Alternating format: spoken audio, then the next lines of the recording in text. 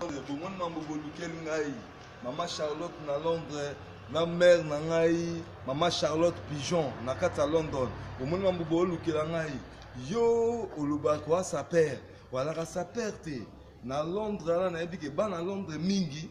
Ba ataka bilamba bana basi, ba ebi forme te. Mais na zo à Londres to kopeta 2 semaines kaka. Na zo beta 2 semaines.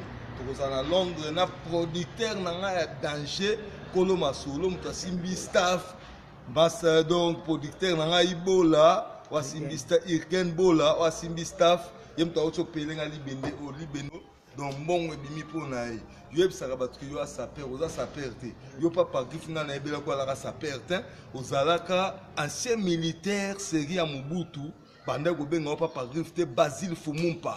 Yo mtubuma d'hélicoptère na maya chwenge yo mtenda kozole ebembia bia rimana na Rwanda ezayo ngana ebelo sa perte defao yona defao bosale loko moko ba petit ba kezwa yo na aéroport defao obosani kozala rapido la trape bilamba ya kala ngana ebelo la sa perte ozo comprendre okangisi ba petit na nga Léopard de la SAP groupe na nga yo kangisi bango po apeti banyo kwa me bapeti babimaki bayokisho mama na soni donde na ngal émission na salon na montango po na yo mama Charlotte na Londres azoyoka Ibrahim je na Ibrahim azoyoka donde ngezana donc bobanga te lokote so la takabilamba bana baso kosaka batwala ka saper oza saper bon lobini po na Didier Zongo a saper te na ebeli Didier Zongo qui réserveur na rond-point Ngaba.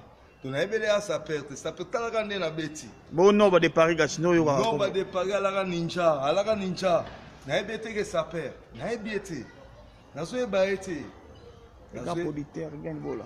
Donc, grand producteur, toujours que Bola, yem to simbi masolo, oyo, azam mystique. Rigen Bola, toujours yanae, na London, to betaraka. Tokoumela mwa muke po bomona degré ya ba pièce ya bilamba oyo kolata soit pièce Maman Charlotte wapi Maman Charlotte na London na papa Ibrahim bayebi ba masolo oyo bayebi ba valera biloko mais ba revivre nga na pembene kozala mabe